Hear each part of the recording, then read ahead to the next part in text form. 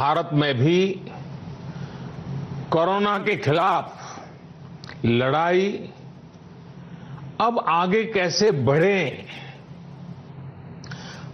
हम विजयी कैसे हो, हमारे यहां नुकसान कम से कम कैसे हो, लोगों की दिक्कतें कम कैसे करें, इन बातों को लेकर राज्यों के साथ निरंतर चर्चाएं की है। और इन सभी चर्चाओं में से एक बात उभर करके आती है, हर किसी का यही सुझाव आता है, नागरिकों की तरफ से भी यही सुझाव आता है कि लॉकडाउन को बढ़ाया जाए।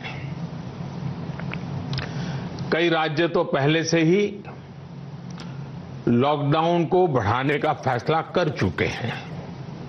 साथियों, सारे सुझावों को ध्यान में रखते हुए ये तय किया गया है कि भारत में लॉकडाउन को अब 3 मई तक और बढ़ाना पड़ेगा। यानी 3 मई तक हम सभी को, हर देशवासी को लॉकडाउन में ही रहना होगा। इस दौरान हमें अनुशासन का उसी तरह पालन करना है जैसे हम करते आ रहे हैं।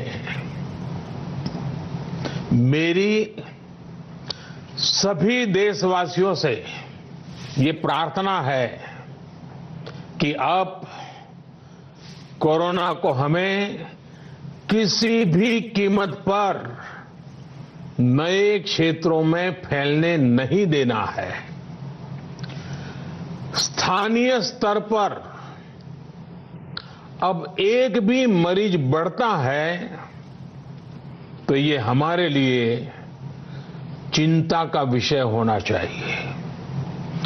कहीं पर भी कोरोना से एक भी मरीज की दुखद मृत्यु होती है तो हमारी चिंता और बढ़नी चाहिए। और इसलिए हमें हॉटस्पॉट्स को इंगित करके पहले से भी ज्यादा, बहुत ज्यादा सतर्कता बरतनी ही होगी। जिन स्थानों के हॉटस्पॉट में बदलने की आशंका है उस पर भी हमें कड़ी नजर रखनी होगी, कठोर कदम उठाने होंगे। नए हॉटस्पॉट्स का बनना हमारे परिश्रम और हमारी तपस्या को और चुनौती देगा, नए संकट पैदा करेगा। इसलिए अगले एक सप्ताह में कोरोना के खिलाफ लड़ाई में कठोरता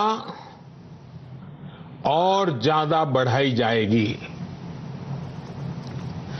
20 अप्रैल तक हर कस्बे, हर थाने, हर जिले, हर राज्य को बड़ी बारीकी से परखा जाएगा। वहां लॉकडाउन का कितना पालन हो रहा है, उस क्षेत्र ने कोरोना से खुद को कितना बचाया है, इसका मूल्यांकन लगातार किया जाएगा। जो क्षेत्र इस अग्नि परीक्षा में सफल होंगे, जो अपने यहां हॉटस्पॉट नहीं बढ़ने देंगे और जिनके हॉटस्पॉट में बदलने की आशंका भी कम होगी, वहां पर 20 अप्रैल से कुछ जरूरी गतिविधियों की अनुमति, छूटछाट दी जा सकती है। लेकिन याद रखिए, ये अनुमति सशर्त होगी। बाहर निकलने के नियम बहुत सख्त होंगे। लॉकडाउन के नियम अगर टूटते हैं और कोरोना का पैर हमारे इलाके में पड़ता है तो सारी अनुमति तुरंत वापस ले ली जाएगी और इसलिए न खुद कोई लापरवाही करनी है और न ही किसी और को लापरवाही करने देना है। मेरे देशवासियों, कल इस बारे में सरकार की तरफ से एक विस्तृत गाइडलाइन जारी की जाएगी। साथियों, 20 अप्रैल से चिन्हित क्षेत्रों में इस सीमित छूट का प्रावधान हमारे गरीब भाई बहनों की आजीविका को ध्यान में रखते हुए किया गया है। जो रोज कमाते हैं, रोज की कमाई से अपनी जरूरतें पूरी करते हैं, वही मेरा एक बृहद परिवार है। मेरी सर्वोच्च प्राथमिकताओं में एक, इनके जीवन में आई मुश्किल को कम करना है। प्रधानमंत्री गरीब कल्याण योजना के माध्यम से सरकार ने उनकी मदद करने का हर संभव प्रयास किया है।